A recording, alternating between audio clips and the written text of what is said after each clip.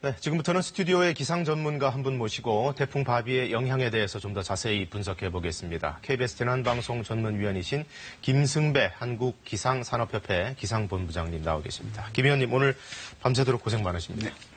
자, 먼저 수도권은 이제 태풍 최근접 상태다 이렇게 보면 될까요? 그렇습니다. 지금 이 시간이 가장 가깝고요. 아마 이 태풍은 곧 조만간 황해도 쪽으로 상륙할 것으로 보입니다.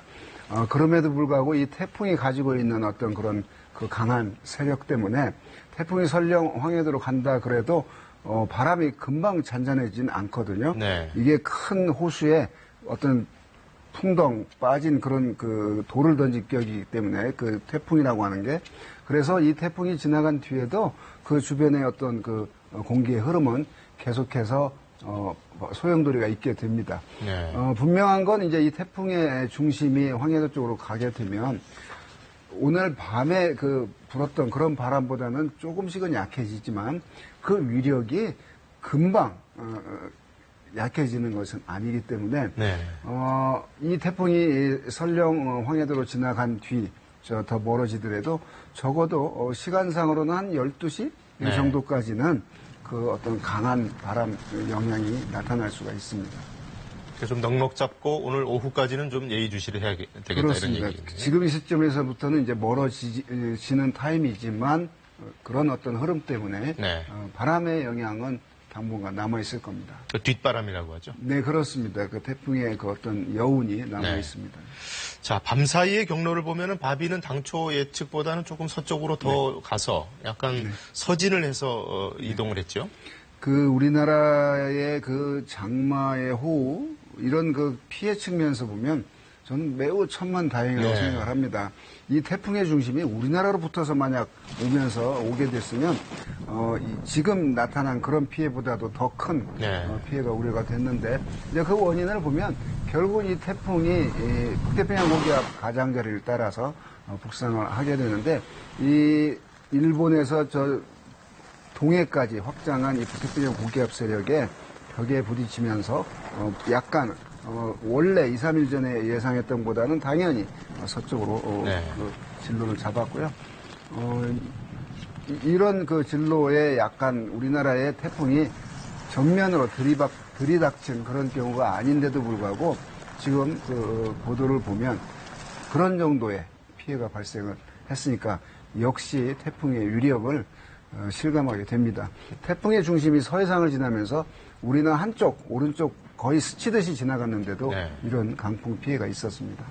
또 이번 태풍 바비의 주요 특징 가운데 하나가 태풍이 올라오면서 휘지 않고 대체적으로 일직선 형태로 올라왔다는 거 아니겠습니까? 그렇습니다. 그러한 태풍이 이제 어떤 진로를 잡아가는 것이 어떤 기류의 흐름을 따라서 갈 수밖에 없는데, 그걸 이제 지향류라고 말을 합니다. 이 지향류가 주로 우리나라 부근에 와서는 북태평양 고기압 가장자리를 따라서 가게 되는데, 이 북태평양 고기압 세력이 만약 원 모양으로 그리고 있으면 이 태풍이 우리나라 부근에서 방향을 오른쪽으로 틀어서 관통을 해서 이제 동해상으로 간다거나 이런 진로를 밟을 텐데, 이 태풍 지금까지 황해도를 향해서 시종일관 거의 일직선으로 왔거든요. 그 원인이 아까 말씀드린 북태평양 고기압 세력이라고 하는 게 동서로 확장해 있는 게 아니라 남북으로 형성이 돼 있기 때문에 지금 이러한 진로를 밟고 있고, 황해도로 상륙한 뒤에도 방향을 거의 꺾지 않고 약간 북동진하면서 북한 지방을 통과할 것으로 전망이 됩니다. 북한은 거의 관통할 가능성이 높겠네요. 우리나라 쪽은 아니고 북한 쪽을. 근데 문제는 이제 앞으로는 이 태풍의 세력이 약해져서 태풍의 일생을 적어도 한 서너 시간 안에는 마감을 할 것으로 보입니다. 자, 이번 태풍으로 비가 많이 내린 것도 있습니다만은 그래도 역시 지금 바람이 강했고 실제로 피해가 많이 났습니다. 그럴 만한 피해가 날 만한 강풍이었죠. 네. 당초 매미 2003년도 매미 이거보다 더 강할 것인가 이런 어떤 예상을 했었는데 기록으로 보면 태풍 매미의 기록을 깨진 못했거든요. 그런데 역시 규모는 작지만 작은 고추가 맵다는 듯이 이 태풍의 강풍 반경이 상당히 위력적이었습니다. 그런데 이 태풍의 강풍 반경이 주로 서해상어를 지났거든요. 그런데 그 일부분만이 제주도 또 그 전라남도, 네. 전라북도, 충청남도를 지났는데 이 정도의 위력을 발휘했거든요. 그래서 흑산도에 한 7.4m의 바람이 불었고 태안반도 또 옹진반도 등 백령도 등에서도 강풍이 불었기 때문에 이런 피해가 발생을 했고 앞으로는 이 태풍은 이제 서울 시점에서는 이제 멀어진다. 그래서 네. 바람도 약해지는 쪽이지만 금방 약해지는 않는 그런 이제 형태이기 때문에 한 적어도 12시 전까지는 그 바람에 의한 그런 뒷바람 경계를 해야 되겠습니다. 자, 태풍 바비가 마지막에는 뭐 각도도 조금 틀고 강도도 오락가락하긴 했습니다만 어쨌든 처음에 발생했을 때보다는 훨씬 강력한 규모로 발달하지 않았습니까? 네, 그렇습니다. 네, 이 태풍의 특징이 22일 오전 9시에 발생을 했거든요. 네. 어제 26일 날 그 제주도를 지났고 오늘 이 시점에 27일인데요. 이 태풍이 발생해서 달려온 거리, 취주거리가 그렇게 길지 않습니다. 네. 통상 다른 태풍들은 우리나라까지 오려면 적어도 열흘, 보름 이런 긴 기간을 거치면서 힘을 몸불리기를 하고 오는데 이 태풍은 짧은 기간을 달렸음에도 불구하고 굉장히 강하게 발달을 한 그런 특징이 있는데 역시 그 태풍이 지나는 길에 해수면 온도가 30도가량으로 따뜻했다.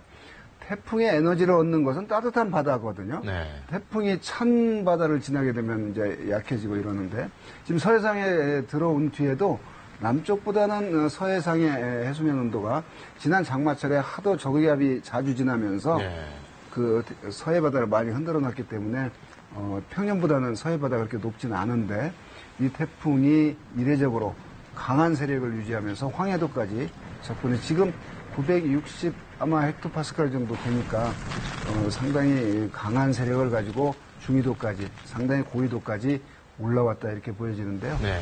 어찌됐건 이번 태풍을 보면서 이 태풍 우리가 기후변화 얘기를 하는데 역시 기후변화의 한 형태로서 이 정도의 태풍이 북한 지방까지 가까이 가면서 이렇게 강한 세력을 유지할 수 있구나 이런 걸 보면서 역시 기후변화로 인한 태풍의 변화 형태는 발생하는 개수가 많아지거나 더 늘어나지는 않았지만 이렇게 강한 태풍이 우리나라에까지 올 수 있는 그런 여건들이 자주 발생을 하고 있는 것을 알 수가 있습니다. 그러니까 태풍 바비가 참 체력이 강한 태풍이었던 것 같아요. 그렇습니다. 그래서 그게 이제 태풍의 강도를 따질 때 중심 부근의 기압이 그러니까 깊이가 얼마나 더 깊냐 이렇게 따지는데 950 헥토파스칼 정도 발달했으니까 지난 2002년 태풍 루사, 2003년 태풍 매미 경우에도 우리나라에 상륙할 때 한 950 헥토파스칼 이 정도의 세력을 가지고 상륙을 했거든요. 그거와 비교해 본다면 규모, 사이즈는 작지만 이번 태풍이 바람이 강한 태풍에는 틀림이 없었고요. 네. 다만 그 중심이 내륙으로 만약 상륙했다거나 그러면은 이제 어마어마한 큰 바람 피해가 났을 텐데 우리나라 입장에서 보면 좀 비껴간 형태의 그런 진로를 잡았기 때문에 태풍 진행 방향의 오른쪽에 들어있는 건 분명한데 그 중심이 내륙으로부터 좀 멀었다 이렇게 보여집니다. 네, 이런 바람이 불 때 이제 대비 요령도 우리가 미리미리 숙지를 좀 해둬야 될 텐데 일단 가정에서부터 어떻게 해야 될지 좀 알려주시죠. 네, 이런 도심 지역 지날 때 고층 아파트의 베란다 창문이 흔들거리거나 해서 그게 떨어지게 되면 또 2차 피해가 우려가 됩니다. 이런 태풍이 온다는 정보가 있으면 또 태풍만이 아니래도 평상시에 창문 틀을 흔들거리지 않게 그러니까 바람이 새어나가지 않게 우유팩이나 신문지로 잘 막고 테이프로 완전히 봉해서 자그마한 구멍이라도 생기지 않도록 하는 그런 어떤 지혜가 필요하고요. 역시 이 태풍이 밤에 지나면서 제가 여러 번 말씀드렸는데 정전될 가능성이 있다. 강한 바람으로 전기줄이 끊어지는 사고가 있을 수 있다 했는데 역시 그런 사고가 발생을 했더라고요. 그래서 이제 정전에 대비한 어떤 대비 준비 그러고 불필요한 외출은 당연히 삼가야 되고요. 왜냐하면 태풍으로 인해서 간판이나 시설물들이 날아다니게 되면 그게 곧 흉기가 되기 때문에 그렇습니다. 어쨌건 이 태풍이 우리나라 입장에서 보면 이제 앞으로는 더 멀어질 일밖에 없는 태풍이 됐는데 이 정도의 천만다행의 그 아주 극심한 피해를 모면한 이런 상황이기 때문에 참으로 다행이라고 생각을 합니다. 자, 이번에도 우리 기상청 연일 고생을 하긴 했습니다만 예보의 정확성이랄까요? 거기에 대해서는 좀 어떻게 평가하십니까? 이 태풍이 발생한 이후 지금까지 저는 비교적 실제 진로와 근접한 그런 진로를 예측했다고 생각을 합니다. 기상청이 이제 태풍을 예보하는 이 태풍으로 인해서 과거에는 100명, 200명의 사망자가 발생을 했거든요. 그렇죠. 그렇기 때문에 항상 그 보수적인 진로를 택할 수밖에 없는데요. 왜냐하면 컴퓨터가 예측한 기계적인 어떤 예보를 그대로 발표할 수도 없고 예보관들이 심사숙고해서 지금의 어떤 그 기압 배치 또 일본이나 미국 걸 다 비교하면서 그걸 따라간다기보다도 아주 독자적인 그런 어떤 주관적인 그 예보를 발표하는데 항상 이게 오른쪽으로 좀 치우치면 어떤 피해가 날 것인가를 항상 머리에 염두에 두고 발표를 하기 때문에 아마 만약에 왜 우리나라보다 저 서쪽으로 간다는데 왜 한국은 오른쪽으로 지나간다고 그러지라는 그런 어떤 의구심이 있다고 한다면 이게 소중한 인명과 재산을 보호하기 위한 그 정보기 때문에 그렇습니다. 네. 피해 예방에 대한 경고는 좀 지나치게 해도 괜찮죠. 그거는 예를 들면 적군이 쳐들어온다 할 때 경비를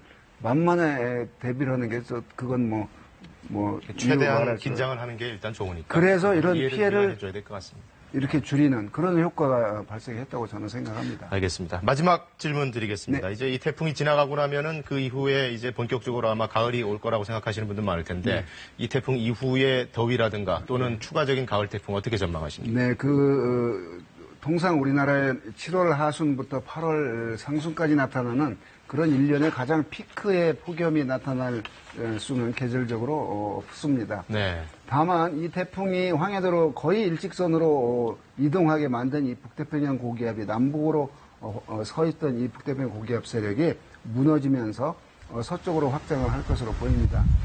이 북쪽에서 찬 공기가 내려오게 되면 금방 가을이 온 분위기를 느낄 텐데 이 고온다습한 태평양 고기압에 다시 덮이면서 바로 기온이 떨어지지는 않을 것으로 보입니다. 그러나 아침 열대야 이런 나타나는 횟수는 그만큼 줄어들게 되고요.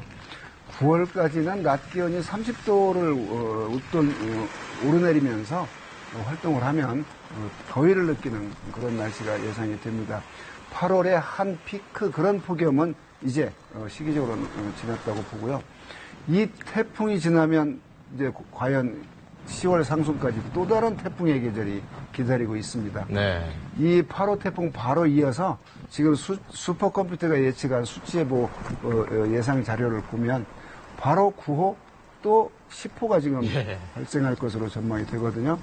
또 다른 태풍과의 그 대비가 필요합니다. 알겠습니다. 김 의원님 말씀 잘 들었고요. 밤을 완전히 새셨는데 정말 고생하셨습니다. 고맙습니다. 네.